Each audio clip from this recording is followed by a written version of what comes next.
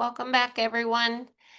We have now established a common understanding for MTSS, and we're moving into part two, which is really digging into those MTSS essential components. If you were not present for part one, there are handouts that are critical for understanding here at that tiny URL address. So please go there and get your resources at this time. Go ahead and hit pause until you have some. And for those of you who already have your packet downloaded, your handout, that is a note-catching device, please get that back out because we will continue through that same handout for these essential components. All right, so again, here were our 5 essential components. We're going to be digging in and actually giving you some examples of tools and processes you may have or may need to think about when it comes to MTSS essential components in assessment, database decision-making, multi-tiered instruction, infrastructure and supports, and fidelity and evaluation. As we mentioned in our overview, all 5 of those essential components really are enacted in our NDMTSS conceptual map. You will see assessments, you will see database decision making. Again, you will see all of those things within this particular conceptual map. So as we move forward, consider using this map, which you also have in your handouts, as a guiding document that we can keep coming back to and making links to as we are implementing anything within our school improvement efforts. It all should relate back to the map. The first essential component that we're going to dig into really is about assessment. So assessment, as over here noted on the slide, is a process of collecting, reviewing, and using the information to make educational decisions about student learning. It also informs our system of any systemic changes that may need to be addressed. There are 4 different types of assessments that we need to be mindful of as we move forward in database decision making. We're going to need screening assessments, the types of data that you gather on all kids. We're going to need that diagnostic assessment process where we have tools that are readily available to help us dig down into root causes of some of our issues. We need to be monitoring progress, and we also need to see how is everything working? What is the ultimate outcome? How are we looking in our progression? And that is the outcome assessment. There are a couple of different ways that one can look at these tools, but thinking about what you currently have and what type of purpose they are serving for your system is going to be a crucial conversation, and one that we will dig into much more deeply when we move into foundations. But as you can see here, many of you are going to find in that last column assessment and assessment processes that you have access to currently. Now back mapping those and making sure that teachers and staff truly understand the purpose behind them. Instead of checking a box as a requirement, do they understand that the Ames Web assessment or the STAR assessment really is about identifying system needs as well as just identifying the students who may be struggling? So really helping broaden our understanding of what a screening process is all about, going back to our map and having that conversation about that overall green triangle, the package that we give all kids, that Tier 1 universal core. Is it sufficient? Are we able to have 80% of our students meeting our expectations academically, socially, emotionally, behaviorally, without additional tiers of support? And if not, what are we doing to really improve our practices across the day, really to support a strong, healthy Tier 1? So screening oftentimes jumps right down to a list of students who are falling short. And by doing that, we're missing a critical step of really thinking more systemically about Tier 1 and what we need to be doing as a system to address the overall health. So again, we will dig much more deeply into all of these as we move forward. But as you are looking through this last column as a team, be mindful. What tools do we have? Is there a time that we could do an inventory and find out of all those assessments that are in our buildings that people are using, and then making sure they're being linked back to the appropriate purpose is going to be, again, a critical step that we'll spend time doing. Those same types of purposes of assessments we just described are here on the map. Here's your screening. Here's your diagnostic. Over here is our formative, right? That ongoing data, and that is also monitoring student progress. So those are also there. Ultimately, you will take a state assessment. We have Iowa assessments, you have ND plus. You think about those types of assessments as feeding back into our screening. It's an overall measure. Pieces is a definite piece that we look at, but we may need some additional information beyond that to really guide in an ongoing way database decision making. So we'll be looking to see if we have any gaps. So at this time, what I'd like you to do is to do the task that's here on the right-hand side. Again, if you're working as an individual, please feel free to do this in your notes. If you're working as a team, please have someone lead your discussion and take notes for your team. But when you look through these 4 different types of assessment purposes, where are your strengths and where are you going to potentially need additional support? Have that conversation. When you are done, rejoin this presentation. But for now, go ahead and hit pause and make note in your note-taking document. I hope you had some very good conversations around, again, initial assessment of what do we have going on in our assessment packages, right? What does our comprehensive assessment suite look like, sound like, feel like? That was a very quick initial conversation, but we will be coming back to that and digging more deeply in that area in our future courses. Database decision making, again, guys, is really about optimizing that data, making sure we're very clear about the processes we have for collecting, identifying, and again, using that data as we move forward in our system. So here again is just a slide that illustrates some of those high level conversations that we will be digging in and using as we develop our infrastructure or refine our infrastructure, making sure that we have database decision making happening at all levels of MTSS implementation, making sure that we are taking time to have those conversations to improve the system and outcome for all of our kids. We really will need what we just talked about, a balanced assessment system to generate enough data and the right data to inform what we need to do next as a system. Down here at the bottom, we will be talking about the types of data. We have lots and lots of data that we have at our fingertips that we may not be using because we don't know what questions to ask. But when we think about demographic data, what we're really asking is our tier equitable? Is it serving all types of students? Are the students learning? Are they, again, processing information at the expected levels? We can really dig into multiple types of data, including adult implementation data. Are we doing what we said we do? Are we implementing those instructional resources and design that we agreed upon? That is a part of data, and are we using that data to guide us for decision making as well? So this is just a reminder.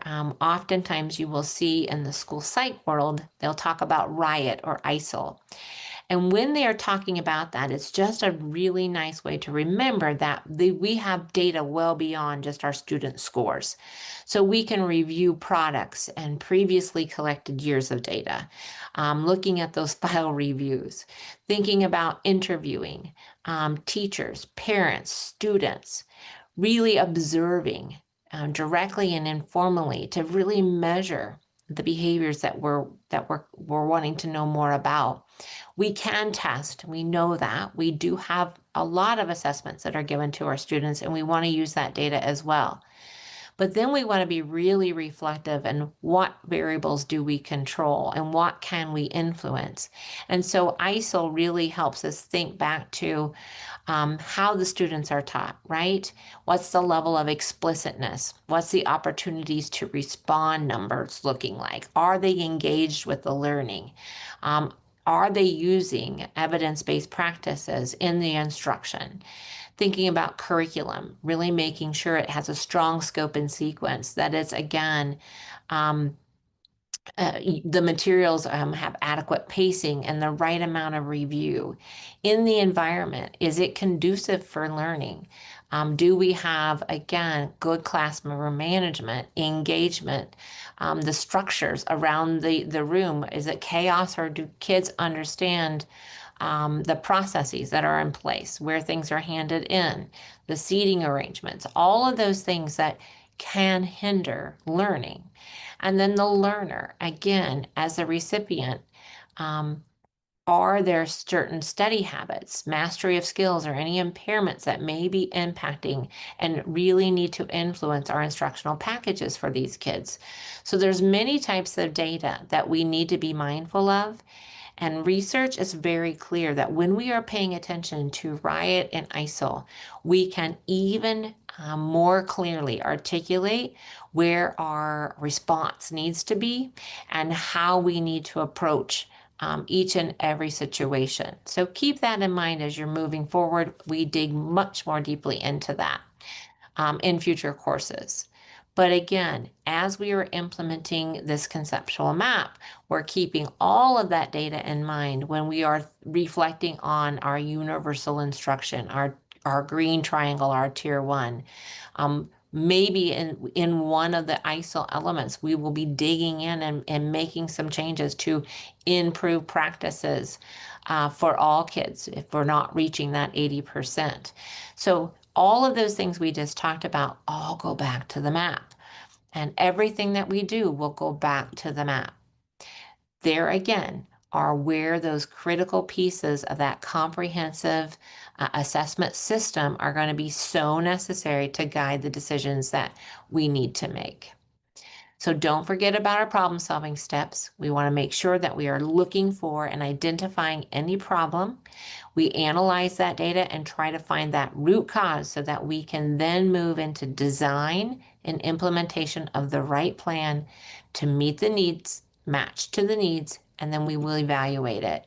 So what is the problem? Why is it occurring? What can we do about it? And did the plan work?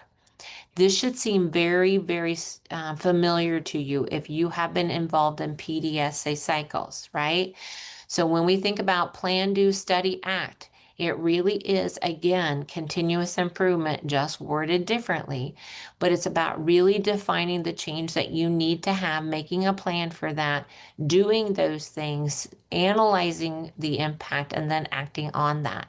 So plan, do, study, act is not something separate. It can just be layered upon it. It truly is, again, problem solving in action to improve practices for all of us.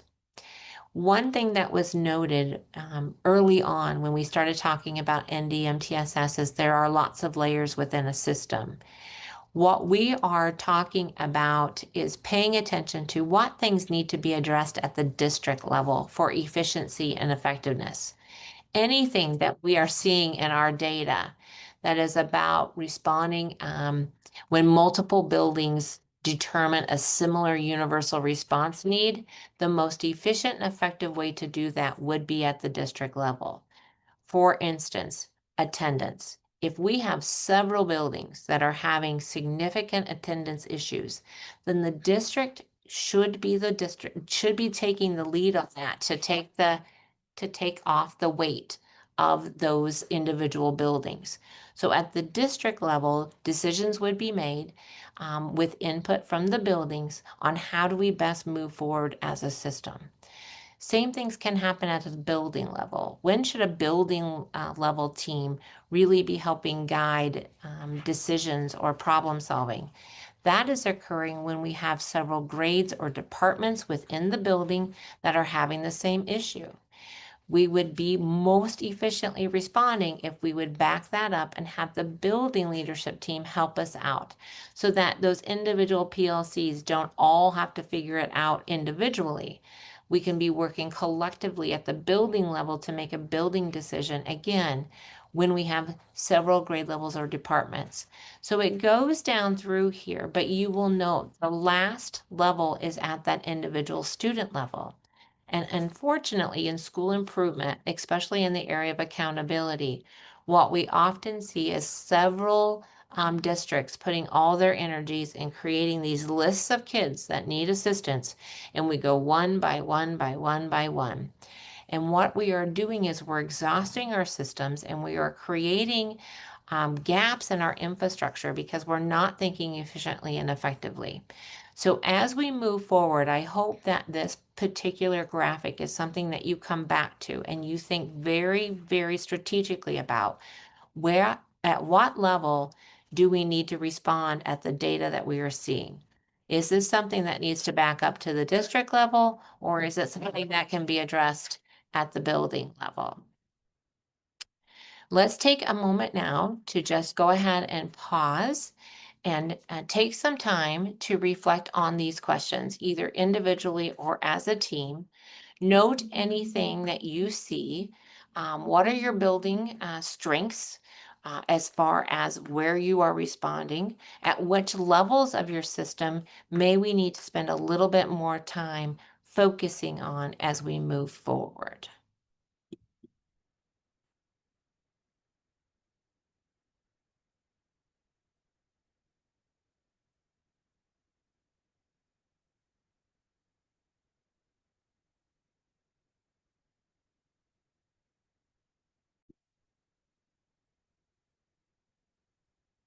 Okay, welcome back.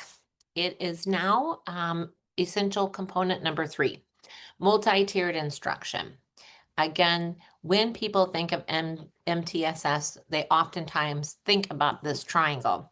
We've given you a slightly different look depending on when you were introduced, but there are many different triangles out there.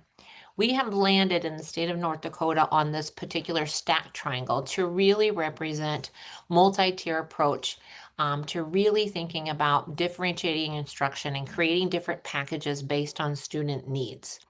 So when we dig into this particular stack triangle, remember the ultimate goal is to create packages for students to meet the needs. Now, within a system, traditionally, we're hoping that 80% of our students will be just fine with our core, our solid universal tier green triangle represented here, without any additional system support, because that again allows then for a system to only have to come up with a 20% of their student population needing some of that additional support.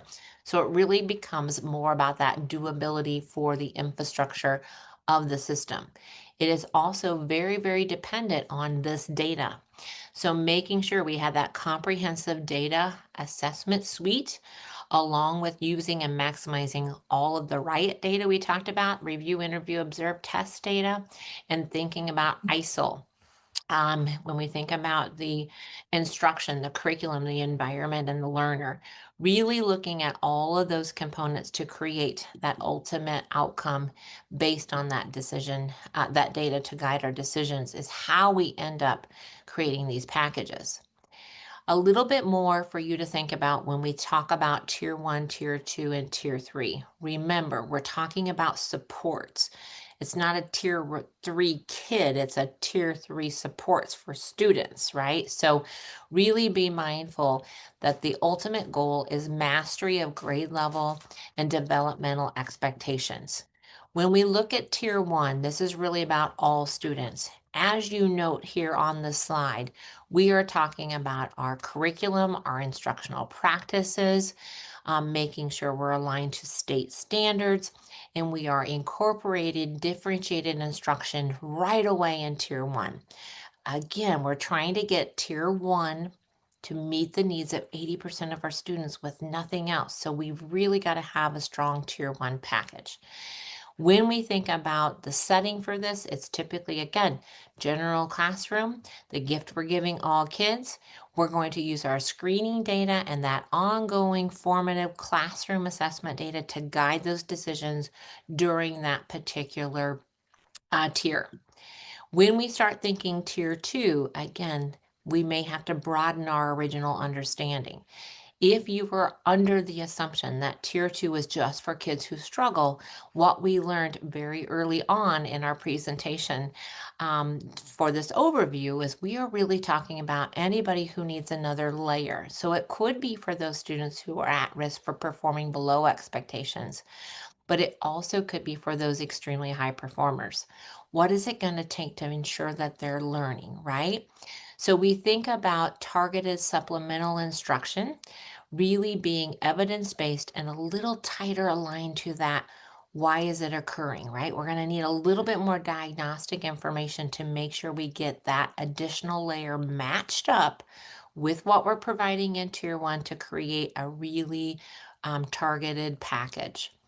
It does start in general education classrooms, and it may all take place there, or there may be some optimal settings that are beyond that classroom. But it's really about thinking about that whole day. How do we build that package to meet the needs of those students? And as noted here, sometimes diagnostic assessment is needed so that we can get the right match. But always we will be monitoring that student's progress because those layers of support, we need to make sure that they're working. And if they need altered, we have a chance for that. If they're ready to be removed, once the Swiss cheese hole maybe is filled, we can remove that. So again, progress monitoring is going to be critical for that. When it comes to tier 3, what we are talking about are students who are very low academically or behaviorally, right? They're the tip of the triangle. They have several layers of supports built into their day. Okay, it's not just tier 3, it's tier 1 plus tier 2 plus tier 3. It truly is that stacking of that. It also can be for students who are very, very, very high. So if you think about the intensity of a system for students who maybe need to grade skip, that's really an intensive high-end type of student. And so when we think of tier 3, think about the intensity of the services that are needed, the intensity of that package, because that's really what we're talking about with tier 3. It's about making sure we're using validated interventions and assessment data and really thinking about all those layers of high quality instruction. This can take place in the general ed setting, guys. This isn't necessarily just special education. So tier 3 services are, again, available to all students within our system, depending on what they need. For those students who are entitled and meet that criteria, of course, it may include some of those services.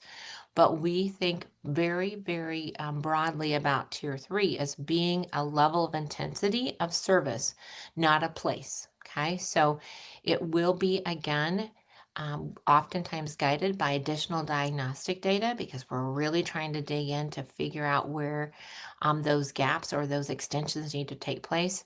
And we'll be monitoring that work very, very closely. So when we start thinking about intensification, it really falls in these two buckets. We've talked about those students who are struggling. When we are thinking about how we start intensifying our instructional packages for them, we start really using the research to guide us.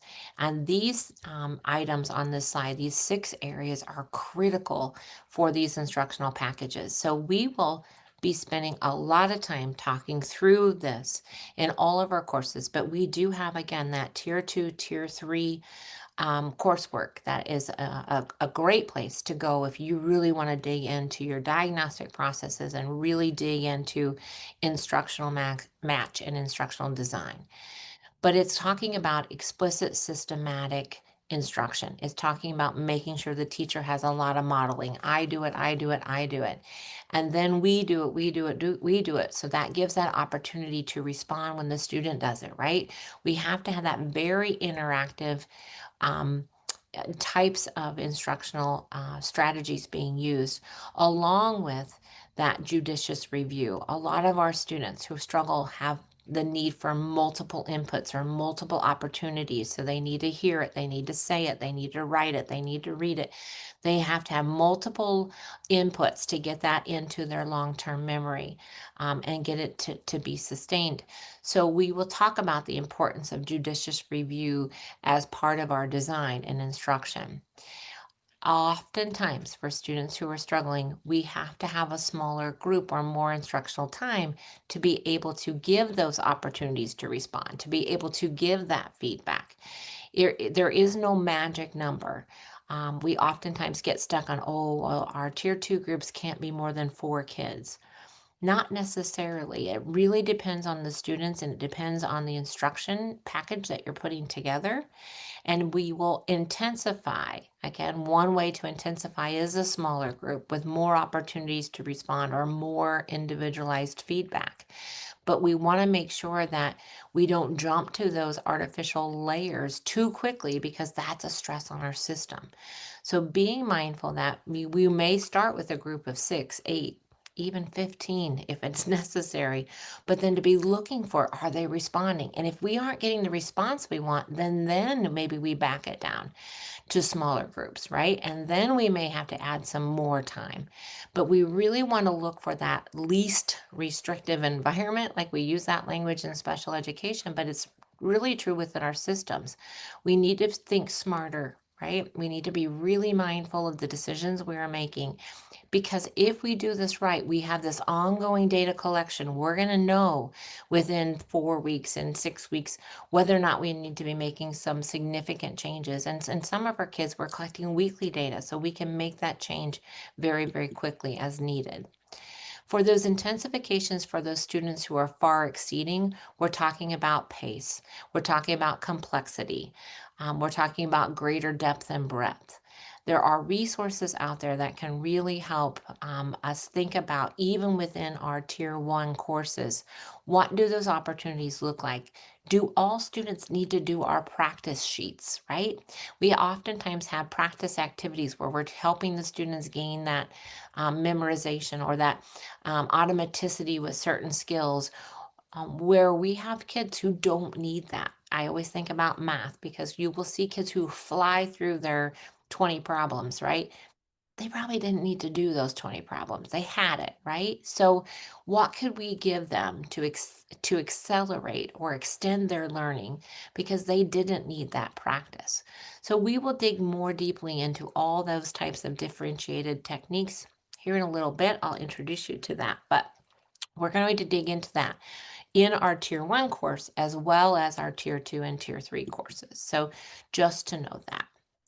So when we start thinking about tiers of support, where do we start?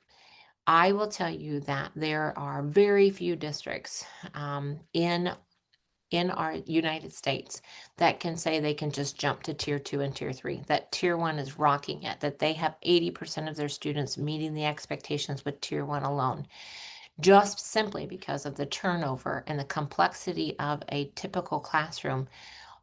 We may all need to back up and start really looking at our tier one practices.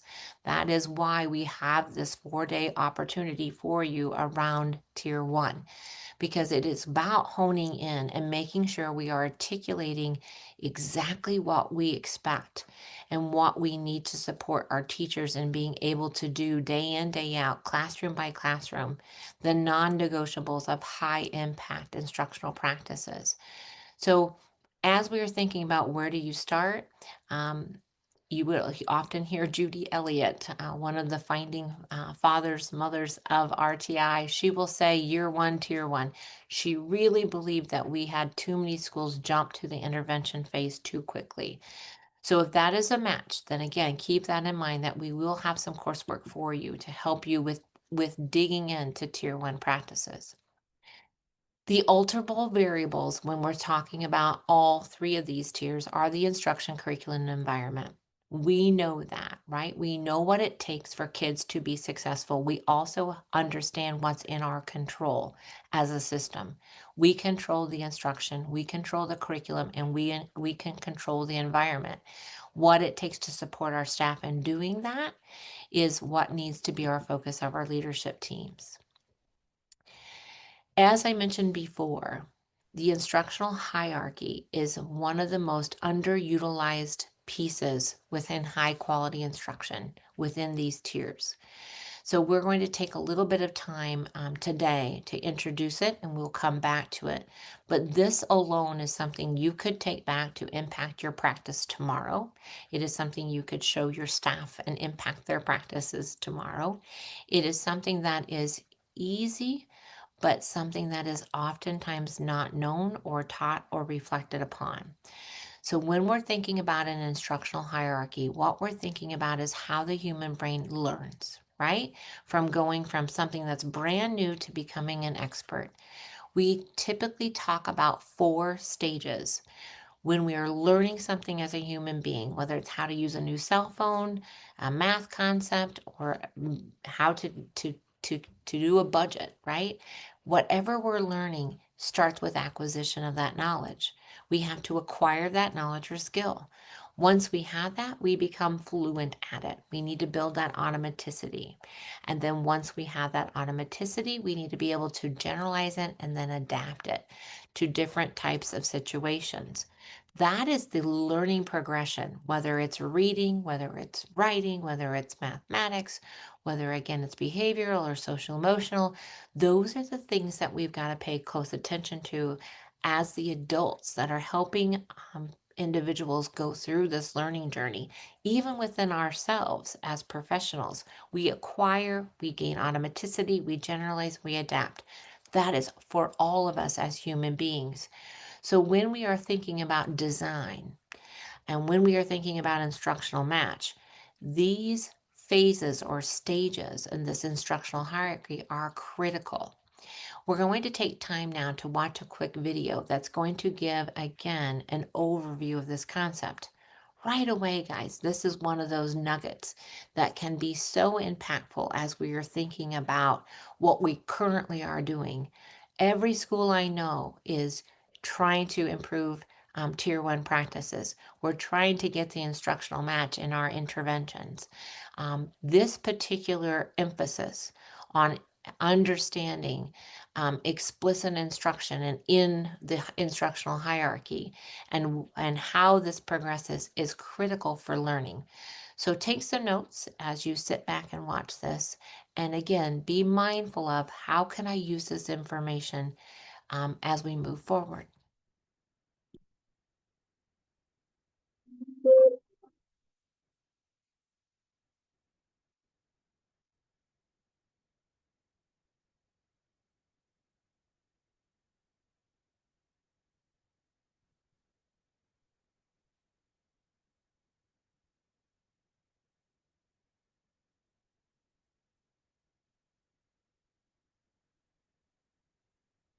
A fundamental approach to RTI is data-based decision-making.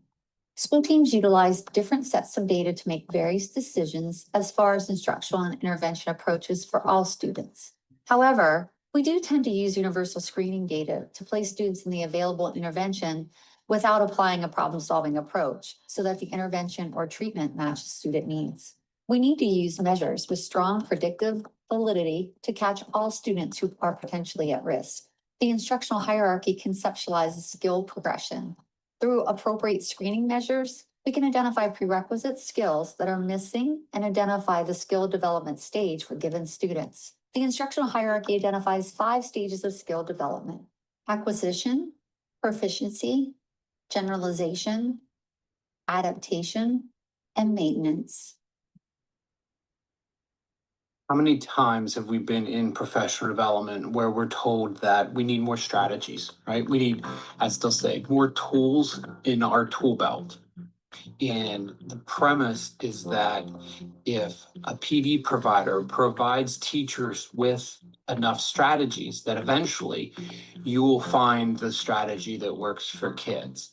And so there's some issues for this that we're going to unpack. It's not simply about getting more tools in the tool belt. We need to consider the stages of learning and how performance changes over time. That first stage of learning is an acquisition stage. When we're in an acquisition stage of learning, we start with low performance and high error rates. Essentially, we try to do something, but we make mistakes when we do it. And as we acquire that ability, we start to be able to do it correctly and we stop making those mistakes. So we see errors decrease and performance improve. And we get to the end of the acquisition stage, which essentially means we can do it and we're not going to make a bunch of mistakes. And now the instructional focus changes because we enter a new stage of learning, referred to as building proficiency. In this stage of learning, the instructional tactics change because the goal of learning changes. Students don't any longer need help. Now they need more practice. And the goal with building proficiency is to increase the rate at which students can perform the mathematics that they're being asked to do and keep those error rates low. Kids aren't going to be perfect. Mistakes will still happen, but we're going to see those error rates stay low and we're going to see kids learning accelerated. There comes a point in time, however, where students are fast enough. And so we refer to this as having met that mastery range where learning kind of plateaus and it's no longer important to increase speed. And so we might master that particular skill or procedure and we're ready to generalize it, adapt it, or maintain that skill over time. Now, when we think about our tool belt, we've got this issue of all these strategies or all these tools, but it's not simply about having more. It's about knowing when to use the right tool or the right strategy for the right stage of learning. So when we're in an acquisition stage of learning, we need to measure what students know. We might potentially have to cut out the bad information, and we're going to have to hammer in that new knowledge that we want kids to know. When we shift gears to building proficiency or increasing the rate of speed, we've got a different set of tools that serve that purpose. We may still have to measure, but it's going to be a more intricate measurement. We're going to have to hold together that information in a firm way and sand off those rough edges, right? Make that content easier for kids to perform so that ultimately they can apply it or they can adapt it to new and novel situations, which is where we get into sort of the creativity and the beauty of math. Now that you have a unique set of skills and you are fluent with them, you can combine those skills in new and novel ways. So it's not just about getting more tools in your tool belt. It's also about organizing those tools so you know which tools serve which purpose. And then we can match instructional strategies to the stage of learning so that we can maximize instructional outcomes. Now, when we think about one of the most highly effective practices, it's explicit systematic instruction. So if we wanted to replicate that on top of this graph, we would consider that explicit modeling is primarily an evidence-based strategy for supporting acquisition.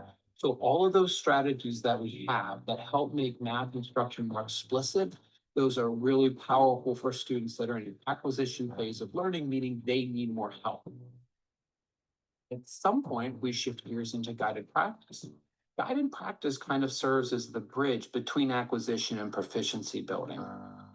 So somewhere along the way, our explicit modeling has helped enough, and students need a little bit less help, but still some help, right? That's when we provide that guided practice. And even when they start into the initial proficiency building stages, they might not be totally showing independence, but our guided practice as a scaffold is going to be decreased. Until eventually, we are an independent practice, which means students are able to do it without the support of the teacher. And this is where we can really increase the response opportunities and the repetition that students get to provide them with enough practice so that they can become proficient in the mathematics. Ultimately, we want to utilize the instructional hierarchy framework to have students engaged at a level that is appropriate for them. When we understand the learning progression, we are able to match instructional practices, which improve student outcomes.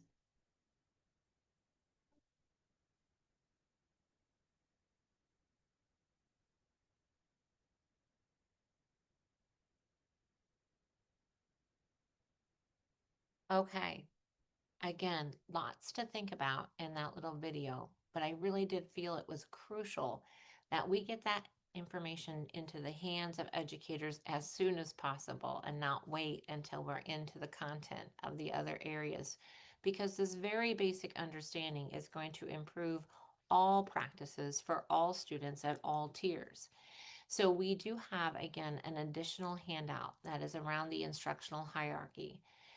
We will dig into this more deeply into our courses that are coming up, but just this handout alone can be very, very helpful in beginning those conversations about those instructional match of those strategies that we already have in our tool belts, as well as identifying where might we need a few more tools.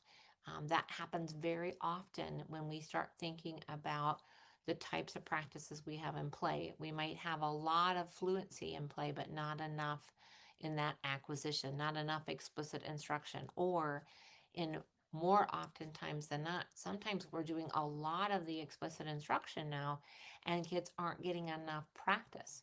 So a lot of my teachers of intervention, especially in the areas of remediation, are really taking all of their time for this really explicit instructional opportunity, which is wonderful, maybe in the area of phonics. However, those students are missing out on the opportunity to do that fluency building and generalization, because we haven't spent enough time thinking about the packages those kids have. So if they're getting a phonics lesson in tier 1, then do they have passages that go along with their phonics lesson on double vowels that could also go back with them to the classroom? And then when we're doing our centers around silent sustained reading or pair partner reading, they could actually read what we started working on in intervention, and having that package then be enhanced by just that simple act of taking what we were working on in our intervention time back to the opportunities for distributed practice throughout the day. So wanted to plant that seed. Hopefully it is helpful to you, but it is one of those takeaways, in my opinion, that you could take back right away. I'm going to give you an opportunity now to hit pause again and answer these questions. Again, this will be guided into your packets, but really think about right now, where are your expectations for tier 1 as a building or a district? Do we have them clearly articulated? Have they been supported with adequate professional development and coaching? So go ahead and hit your pause button, and when you're done, you can rejoin me. We'll be moving on to the next essential component. All right. Moving on to our 4th essential component. This one has many pieces, and we're going to just give you some think abouts for some of those critical pieces around infrastructure and supports. When we think about infrastructure and support mechanisms, we're really thinking about those things that we are mindful in design. So it's about really looking at our capacity and our readiness, thinking about our professional development plans currently, our professional learning, our structures, our processes, our procedures, all of those ongoing evaluation components that really lift this work. So if you think about that MTSS map, it's really along the bottom of that conceptual map that we're really focusing on those things that can really help lift the work and take some of the weight off the day-to-day. 3 critical pieces to infrastructure and supports really is going to be in the area of leadership, making sure we have somebody guiding this big ship, right? This leadership is going to be crucial to this work. We also know that we need to build the capacity and infrastructure for implementation. There are things that need to be in place for us to implement at deep levels. And communication and collaboration oftentimes get overlooked. We may have a few people leading this work, but everybody's on the ship. Everybody is contributing to the work at hand. All hands on deck. Anytime we have that, communication can be problematic if it's not thought of and very strategically addressed during our infrastructure design. So when we have all of these infrastructures and supports in place, then and only then do we truly believe maximizing or begin to maximize our beginning MTSS implementation. And we're really seeing those fidelity checks built in and that we can truly sustain. On this slide, there is a link to MTSS for Success website, and there are a lot of additional resources there. So feel free at any given time to stop and dig into those resources, but some excellent resources. Two of those resources really were just a snapshot at what they felt were some of the critical pieces. So when you look at these two handouts from that site, you're going to have that prevention focus reminder. You're going to see that leadership that we've so talked about. You're going to see about professional development and culturally and linguistically responsive schools, making sure we're paying attention to resources and schedules and community involvement, and all staff, that fidelity, those teams, and then that evaluation. These are all components that we spend a lot of time in this foundation for NDMTSS course, because these are, again, those things that we can capture in just the way we do business that, again, then becomes the support structures for everything that we do to really lift this, as I talked about earlier. Again, guys, please don't forget that data is going to be critical. We're going to need data and database decision making to be able to implement this whole thing. Every part of this works, as you can see, they're interrelated. And I want you to see that they work together. If any one of these circles is weak, it impacts the others. So as we are creating our plans for this lift or this refinement, we want to be very aware that the weak links that are currently in our system will have a ripple effect. And so the good news is as we build those up, you'll see very quickly the ripple effect of putting in stronger practices as well. So when we first start thinking about infrastructure, oftentimes one of the first things that I'm called in to do with districts is really to think about their teaming structures. Do we have the people to do this work, to lead this work, to design that infrastructure?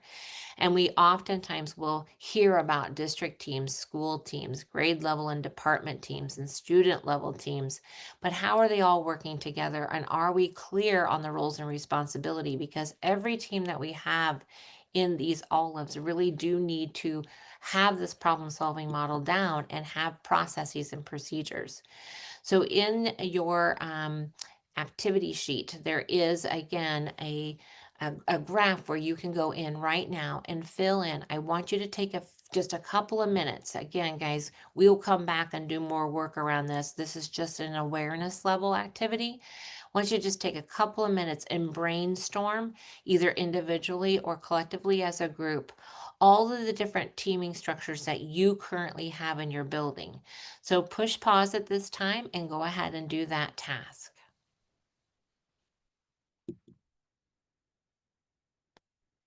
Welcome back. So now we have a list of all of our current teams.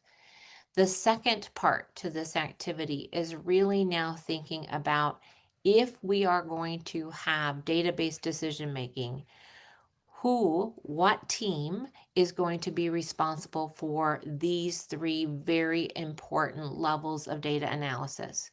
So who is going to take on the duty of really looking at the big picture, overall school performance levels in academically, socially, emotionally, behaviorally to inform school improvement planning and our intervention systems? So who's looking at that big picture data? So that's not the individual kid list. That's the bigger picture. What percentage? We said we were shooting for 80% of our students being proficient with just tier 1 alone. Who's looking at that? Like, what's the role of that? The second thing we've got to make sure that we're having a team look at and create response plans for is that use of that screening and those common formative assessments. Who's looking at that level of data and the progress monitoring data to inform tier 1 and to also help guide our intervention system, our tier 2s and our tier 3s? Who's digging in to see if there's clusters of kids that maybe could be grouped for some support? or from some extension and acceleration. And then the final level of data analysis that takes place is clear down at that individual. So if you think about that olive again, we're going clear down to that little circle of those individuals. And who's going to be responsible for that? What team is going to be responsible for that? This is, again, something that I want us to just think about our current practices where we may have gaps and capture that. So at this time, hit your pause button. Think about your current system, and then we will again continue to explore potential ways that we can become more efficient and more effective moving on. So, guys, as you've probably experienced, sometimes we're not always clear on who has what roles and responsibilities. If you were able to do that task with no problem, then you truly probably have a head start over some of our other buildings in understanding the importance of teaming as part of your infrastructure. You may be ready for some or more advanced coaching, which is down on our courses down in the orange, that data coaching and system refinement work. But if you're still struggling a little bit with the clarity and the roles and the responsibilities and trying to see this cadence of which teams meet to look at which data and then who leads to the action plan and then how does that action plan get rolled out, if that's where you're at, so we're leading you then back up to really thinking about enhancing your conditions for success through the foundations course. So as we continue to go through here, I'm referencing back to all of those course offerings on your NDMTSS roadmap sheet that you also have. So a critical piece to infrastructure is really making sure we know which teams are responsible for which data. We have included in today's PowerPoint a couple of different options. Again, there's more than one way to do business, but it's important that the way that you choose matches your needs, matches the size of your staff, matches the data that you are dealing with. So one way, and this one comes from the MTSS for Reading Improvement book from Dr. Stoller and Brown. It really talks about 3 different types of teams. That district and building leadership team, really looking at adult implementation data along with the student data to get that overall picture view of effectiveness of instruction and intervention. Then they talk about grade level teams, PLTs, PLCs, or departments that are meeting on an ongoing regular basis to take a look at that screening data as that data comes in, but then to also pay close attention to those common formative assessments and that progress monitoring data to really inform what do we need to back up or hit maybe differently in tier 1, and then again layering on those supports in tier 2 and tier 3 as they work collaboratively with others that may be part of that package. They do mention that for some of our students, it's like calling in those surgeons. We're going to call in a particular team that has some higher level of maybe diagnostic capabilities or understanding that are really going to work collectively to really dig down deeply into that instructional match, looking at very strategically those adult behaviors. What does that instruction look like for those kids? So for those kids that are struggling, this may be some observations, some fidelity checks to make sure that we're doing very explicit instruction, that they have opportunities to respond, that we are giving them enough feedback. So that might be part of this package, but which team is really going to help do that student level deep analysis and problem solving as needed? And so they would call that a student level team. Regardless of your numbers of teams, in this particular book in particular, they talked about the importance of having communication plans so that everybody in the building understands who's doing what and are up to date on where things stand for those groups of students for our work around tier 1, tier 2, and tier 3. Another really nice form comes from our Untangling book that we also reference numerous times in multiple trainings. And I love this particular look because what they do is they do a great job of talking about functions and types and purposes. So at the end of the day, this document does that for me. It really helps outline.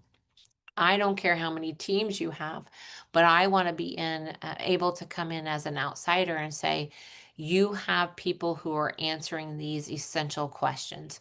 You have teams that know their roles and responsibilities, and the membership is well represented, a well represented group from your whole staff. They understand, excuse me, they understand where they're going and how they're going to get there. So really making sure that you have all of these purposes, these questions are being answered, and we're clear on who's going to be doing what. And then we design that cadence. How often are they meeting? What data do they look at each month? And if you have multiple teams that are currently separated from the academic side and the behavior side, how do we start to bridge those so that we truly, again, are looking at that whole student? Maybe it's a cross-representative group. Maybe there's some members on both teams, but really being mindful about bridging those different teams so that we can, again, be as efficient and as effective as we can as a system. So for me, guys, the key is going to be ensuring data analysis and response planning is covered. You may pick option A, you may pick option B, or you may be creating your own through a combination. But again, using that option B maybe as a guidance document to help you know what needs to be covered. So this will be an activity we will dive deeply into when you are into the foundations work in coursework. But even moving forward from this point on, thinking about where are we heading as a system? How do we become more efficient and more effective as a system? And hoping that this also helps you get the right people to the right trainings, right? That your teams are very purposeful in design. I have included some examples from some of our schools. This one comes from Indianola, Iowa, but this is how they outlined how their district leadership team was going to communicate with their building leadership team, which is going to communicate to their PLTs. Some of you may call them PLCs. We also will be going into guidance documents because when we have these teams, we want to have protocols and processes. So that untangling book that many of you will see if you dig into some of the flyers and the available courses that are coming up this year, the untangling book gives us really nice worksheet type of protocols that we can use to guide those teams. So again, guys, we're talking about efficiency. Every team that's meeting, if they're meeting monthly, every 6 weeks, quarterly, however you have them scheduled, they know when they meet, these are the questions they're going to be answered. These are the protocols. It's going to be critical. We have agendas and we have processes in place so that those teams don't sit there and spin. They have their way that they are going to do problem solving and documenting and coming up with response plans and then communicating that. That all gets tightened up through, again, these effective teaming practices, the clear roles, the accountability, the standardized agendas, and that clear communication. We also turn to guidance in the research about what are those behaviors we need the adults to be doing before, during, and after the meetings. There is science behind all of this, and unfortunately, it's not been brought to us. So if you're really into improving your teaming processes, this line of series of trainings is going to be very beneficial into fine tuning. You may already have a building leadership team that meets, but are we engaging in these highly effective teaming practices? Do we have those set agendas? Do we know each month what data we're looking at? Do we know what intervention bank we're going to turn to for response planning and how that's going to be communicated? Those are the things that we really hit hard during foundations and then in tier 1, tier 2, tier 3, and specifically in that coaching and ongoing systems refinement as well. So these things are embedded throughout all of our trainings because this is really where the rubber hits the road. Having tools such as this assessment and data meeting calendar to review can be, again, just that fine-tune piece that takes a good team to make them a great team. Do we have on a calendar so everybody knows these are when the building leadership team is meeting? These are our testing windows this year. After we have a testing window, we will always have a building leadership team member meeting to go over those tier 1 questions. And then right after that, we'll be meeting with our grade levels or our PLTs, our departments, to talk about how that data is going to need to influence and impact and be responded to in tier 1 and in tier 2 and tier 3. And once those plans are put into play, you're going to see the blue where progress monitoring is going to be started to be collected. And then we're going to monitor that. So every 3 to 4 weeks, we're going to have this little yellow check-in day where those that are checking in on those students will have a chance to review those graphs to know if truly what we're doing is working. But this is all scheduled in, guys. It's layered in a very specific way. So becomes the way we do business. It's communicated very clearly. We can see right here by the black boxes that after we have our BLT and our PLT meetings, you have roughly 3 to 5 days to get your plan put together and get ready to roll, because instruction is supposed to be beginning that following Monday in this particular example.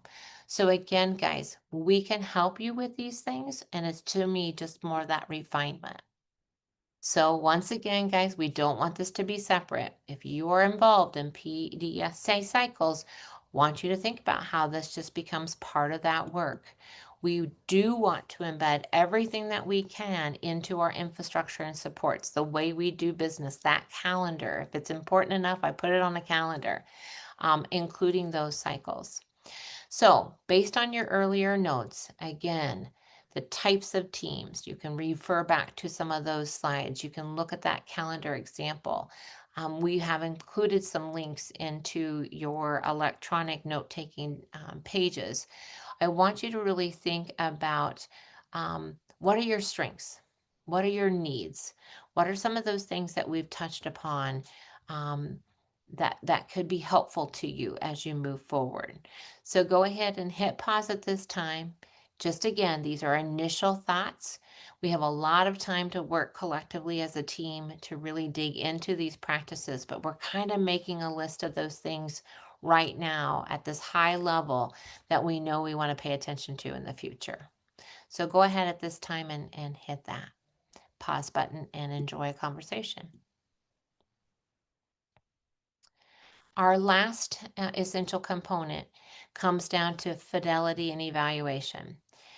Again, there's some misconceptions about evaluation. Evaluation always feels kind of like a punishment in the education world. What we're really thinking about is how fidelity and evaluation work within continuous improvement. When we're talking about the term fidelity in this essential component, we're talking about the degree of exactness of which something is implemented or conducted. So this can happen at multiple points within that map. If you think about our NDMTSS conceptual map, we may talk about, did we administer the assessments with fidelity? Are we doing our instructional practices with fidelity?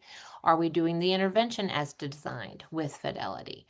Those are the types of fidelity checks that we can start really digging into. That's an adult behavior check, right? It's a different piece of data, but critical for problem solving. So if we have a group of students or a student that isn't progressing, we may need to go in and do some digging into fidelity, because we don't want to change the medicine if the student wasn't receiving the medicine as designed, okay? So think about fidelity as just a vital piece of information for problem solving. Here are just some examples. There are a lot of useful tools out there now. When we first started this, there wasn't any. But most of the curriculum materials that we have available to us now are coming with these fidelity checks. They're just great ways to say, hey, you're doing, in this case, you're doing a U-Fly lesson. Here are the lesson components. Make sure that we're doing the components as designed if we're implementing U-Fly with fidelity, right? It's a checklist. It could be something that a teacher records themselves and goes back and checks their own self. This is not about punishment. This is about awareness and feedback. But it truly is, again, one way to deepen our implementation and improve outcomes for kids. Same thing is built into a true, well put together PDSA cycle, right? We're really about doing it as designed. There are additional feedback forms that go along with this cycle. So when you think about adopt, adapt, or abandon flowcharts that are commonly used in our districts, this one is from REL, but it really just shows you, again, when you go in and you're checking fidelity, it helps us with decision making, right? Was the change of practice implemented with fidelity?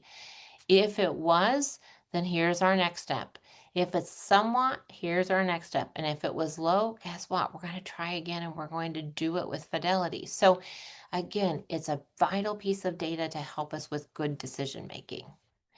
So we're going to have a pause now. Go ahead and think about, just at a surface level, what level of emphasis has fidelity received currently in your practices?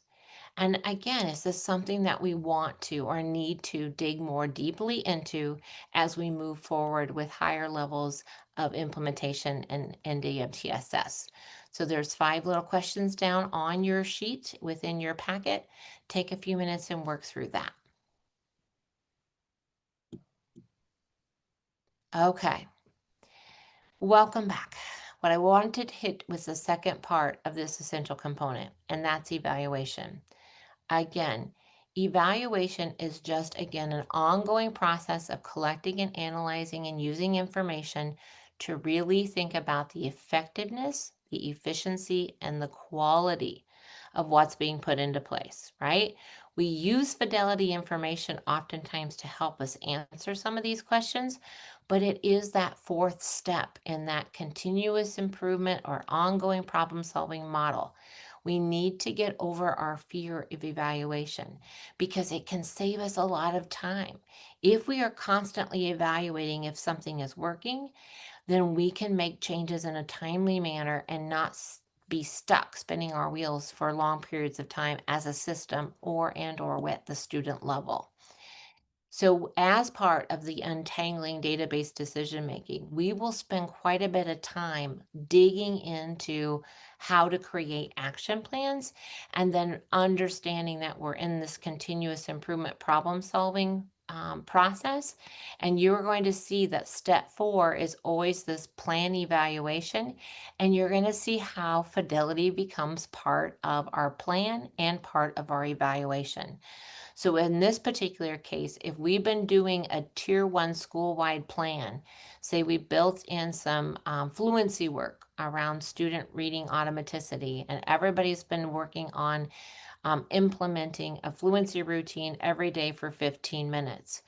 When we get to looking at the students' data, we have to also then look at the fidelity of the implementation of the intervention.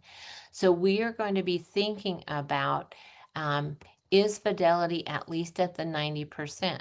Did we have 90% of our staff actually doing what we said we were going to do as a school-wide, right? Because if it's less than 90%, we may need to continue and get ourselves all up there to be able to truly determine if a school-wide effort is being implemented and is going to be working. If, again, we have more than 90%, then we get to say, has it been effective? So we don't even measure the school's input or the impact of what we're doing if we haven't all been doing it, right? Or if we don't have a high percentage of us really doing it. So this, again, is just giving us a heads up to when we start problem solving, when things maybe aren't progressing. One of the first questions we will be asking ourselves is the fidelity there? Like, are they getting the package that we agreed upon?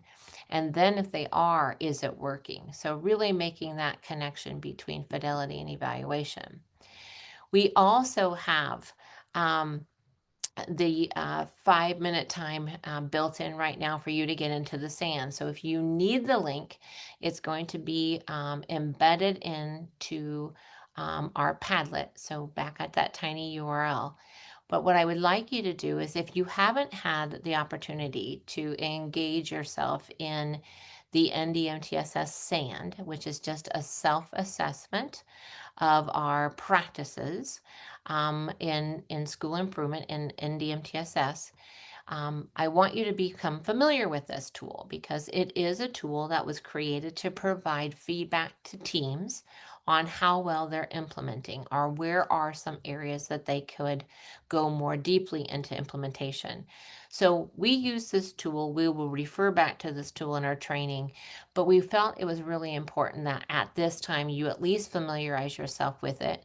What you're going to see is there are 6 big areas, okay? Leadership, building capacity and infrastructure, collaboration and communication, database decision making, multi-tier instruction, and data and evaluation.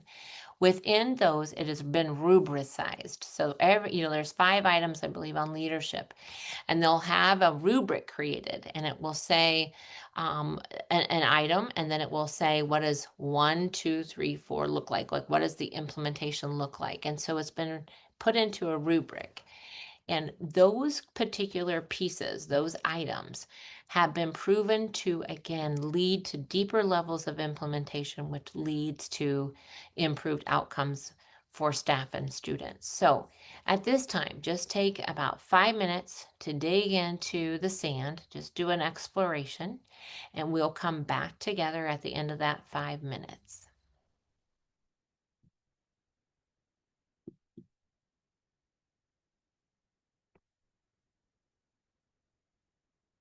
So what we have done is we spent the last several minutes together just looking through and becoming more familiar with our essential components. As you move forward, be mindful that we will come back and revisit these components throughout all of the different trainings. There is a heavier emphasis on certain parts in certain trainings, but knowing that we do know, we have the research of what we need to pay close attention to as we are moving forward as leaders. We also know that there are phases for all of this.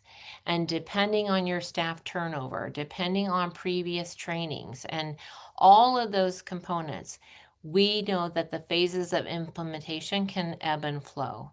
But we're really trying to help all of us move through for that planning for success to really being able to implement, monitor, improve during that implementation, and then really leaning up to that sustainability and expansion.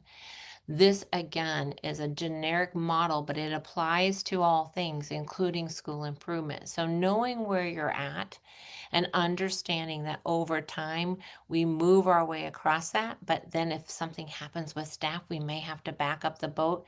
That's not going to go away, right? We've just got to keep ourselves informed so that we know where we are at in this phases of implementation and be able to be responsive as leaders in the building. Here are the leads of NDMTSS. So you can see Jennifer and Brandy's pictures. They're going to be helping us continue to move forward as a state. We also have regional support liaisons that have been identified for a number of the REAs across the state.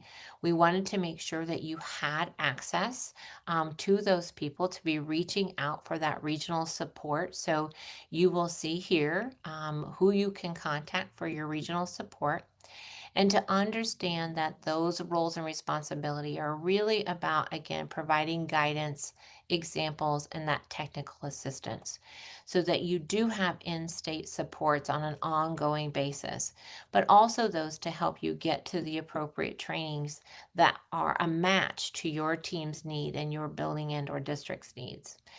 So as we continue to plan and look ahead, on October 21st, we're going to have an opportunity for a half-day Zoom. At that time, we will reflect on some of your conversations and learnings over this part 1 and part 2. We also will really focus on knowing that we can do this. Guys, the tools and the processes are there. We just need to build them and to make sure that they match your system and make them match your system, right? Finding those processes that work for you. We're going to continue to dig more deeply into the connections to implementation science. That is also a vital piece to school improvement that really hasn't gotten enough attention. So we'll be digging into that a little bit, which I think will help give you some really strong think abouts to help you with your leadership team roles. And then really thinking about how does this all connect? Everything we're doing, whether it's the science of reading or the science of math, um, responding to a state law, all those things that come our way, right?